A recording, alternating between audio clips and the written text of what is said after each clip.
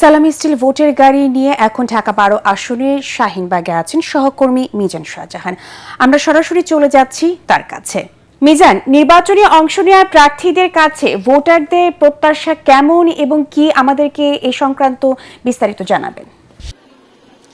নাজিয়াত, আপনাকে ধন্যবাদ। সালাম স্টিল ভোটের গাড়ি নিয়ে আমরা এখন আছি রাজধানীর শাহিনবাগে।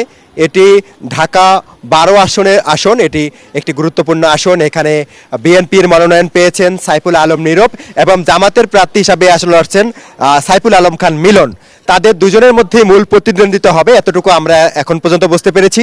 এর বাইরেও কোনো স্বতন্ত্র প্রার্থী থাকতে পারেন। আপনি জানেন যে তফসিল অনুযায়ী এখন আনুষ্ঠানিক প্রচারণা শুরু হয় নাই, এই কারণে এখন পর্যন্ত বলা যাচ্ছে না যে প্রার্থী আসলে কারা কারা হচ্ছেন। তবে এই দুজনের ব্যাপক জনসংযোগ, মানুষের ধারে ধারে যাওয়া দেখে আমরা অনুমান করতে পারছি যে তারা এর মধ্যে মানুষের কাছে যাচ্ছেন, বিভিন্ন প্রতিশ্রুতি দিচ্ছেন। নাজিয়াত, আমি এই এলাকার ভোটারদের সঙ্গে কথা বলার চেষ্টা করেছি। তারা বলছেন যে এই এলাকায় আসাদুজ্জামান খান কামাল স্বরাষ্ট্রমন্ত্রী, তিনি এখানে সংসদ সদস্য ছিলেন এবং তার আমলে এখানে যেরকম উন্নয়ন বঞ্চিত ছিল এলাকা, একই সাথে এখানে দুর্বৃত্তায়ন হয়েছে, এমনটি দাবি করেছেন এখানকার ভোটাররা। তারা বলছেন যে এখানকার বিচার সালিশের নামে নানাভাবে মানুষকে হয়রানি করা হতো।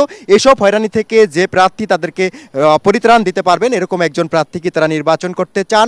তারা এও বলছেন যে এখানে অনেকগুলো অলিগলি রয়েছে, এসব অলিগলিতে সামান্য বৃষ্টি হলে জলজটের সৃষ্টি হয়, আর এই জলজটের কারণে নাকাল হতে হয় এখানকার বাসিন্দাদের। এই কারণে তারা বলছেন যে আগামীতে যিনি এখানে সংসদ সদস্য নির্বাচিত হবেন তাকে এই নিশ্চয়তা দিতে হবে যে সিটি কর্পোরেশনের সাথে সমন্বয় করে যে এই ধরনের জলজটের কারণে যেন এই রাজধানীর একটি গুরুত্বপূর্ণ আসনের বাসিন্দাদের নাকাল হতে না হয়। আরেকটি বিষয় আপনাকে আমি জানিয়ে রাখি নাজিয়াত, সেটি হচ্ছে যে এই আসনের প্রার্থী সাইফুল আলম নীরব বিএনপির প্রার্থী এবং জামাতের প্রার্থী সাইফুল আলম খান মিলন, তাদের দুজনেই নামের যথেষ্ট মিল রয়েছে। আপনি জানেন তারা যেটি বলছেন যে তারা এই আসনটিকে মাদক মুক্ত, চাঁদাবাজ মুক্ত করতে চান। সেক্ষেত্রে আমি দুই প্রার্থীর প্রতিক্রিয়া জানতে চেয়েছিলাম। তারা বলছেন যে তারা দলের বা ব্যক্তির নাম ভাঙিয়ে এলাকায় চাঁদাবাজি করার চেষ্টা করে, বিশেষ করে কারণ বাজারের কথা তারা উল্লেখ করে বলছেন। তাদেরকে পুলিশে সোপর্দ করার জন্য তারা এলাকাবাসীর প্রতি তারা আহ্বান জানিয়েছেন। নাজিয়াত, আমি আপনাকে জানিয়ে রাখি যে এই আসনে মোট ভোটার সংখ্যা হচ্ছে 3,33,000।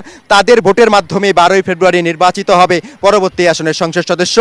নাজিয়াত, আমি এই আসনে ঘুরে ঘুরে সারাদিন দেখবো এই আসনের পরিস্থিতি। পরবর্তী সংবাদে এই বিষয়ে আপনাকে আরও বিস্তারিত জানাতে পারবো।